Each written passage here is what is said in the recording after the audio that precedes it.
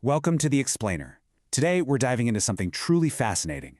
We're going to see how a Chinese text that's about 3,000 years old can give us this incredibly sharp insight into a modern political standoff. Okay, listen to this. A carriage loses its spokes. Husband and wife turn against each other. I mean, what on earth does that mean? It's this super cryptic line from an ancient text. What could a broken-down carriage and a feuding couple possibly have to do with politics today? Well, as we're about to find out, everything. So here's how we're going to break it all down. We're going to start with this ancient warning, decode what it really means, and then see how one source applies it to a major political event. And finally, we'll pull out a timeless lesson that really applies to any kind of leader. All right, so first things first. Where does this mysterious phrase even come from? It actually comes from one of the oldest books in the world, the I Ching, also known as the Book of Changes. The quote is a specific warning line from a symbol, a hexagram called Chao Chu. Now that translates to something like small taming or small accumulation, and it's basically a forecast for some serious conflict and a complete standstill. So what kind of situation actually creates this broken carriage scenario? Well, the I Ching is really specific about the dynamics at play here. It basically describes this classic power struggle. On one side, you have what the text calls an aggressive force. Think of it as someone who's super rigid, absolutely convinced they're right, and they're pushing their agenda from, a lower position. But on the other side, you've got a gentle authority. This force is flexible, it's in a superior position, and, this is the key, it represents the prevailing mood of the time. And this just perfectly illustrates what happens next. When that rigid force tries to steamroll the flexible authority, the one that has the momentum of the moment, it just fails. Progress grinds to a halt. That's your carriage with the broken spokes. And the internal tension gets so bad, so toxic. It's like a single unit, a family, turning against itself. Now here's where it gets really fascinating. Our source material takes this ancient framework and applies it to a very real, very recent political conflict. It's super important to remember. What we're about to go through is the source's specific interpretation of these events. So the case study here is the second term of former Taiwanese President Ma Ying-jeou.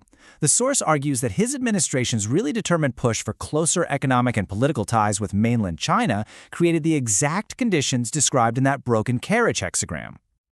To really get this, let's do a super quick recap of the key events.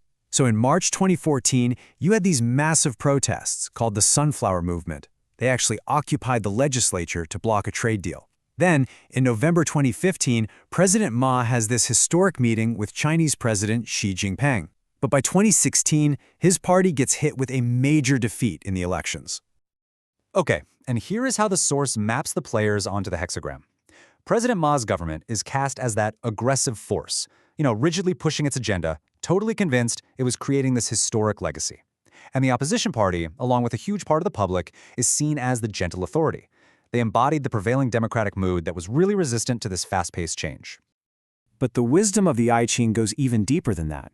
It's not just a snapshot. It can also show you potential futures. By looking at the lines of the hexagram, you can see how the situation might evolve. These are called changed hexagrams, and they really reveal the deep-seated anxieties on both sides of the conflict.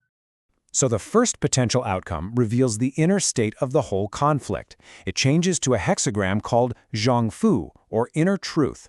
And according to the source, this reflects the intense emotional fallout and the deep loss of public trust that happened during this time.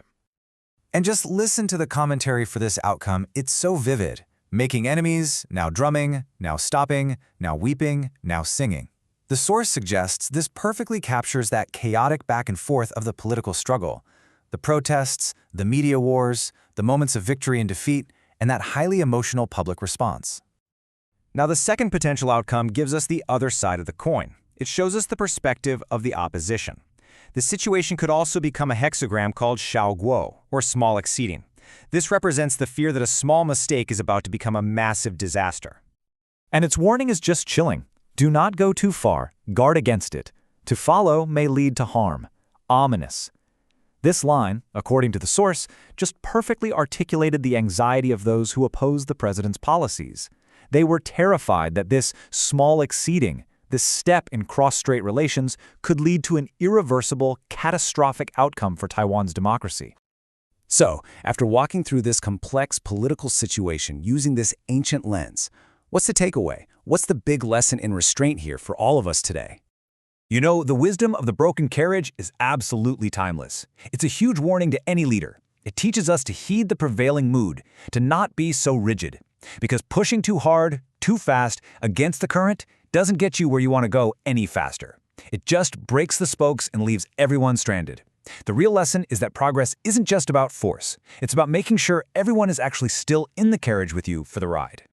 And that leaves us with a fundamental question for leadership and really just for life. When you're so passionately pursuing a goal that you believe is right, how do you develop the wisdom to know when your own force, your own push, is about to break the wheel? Something to think about.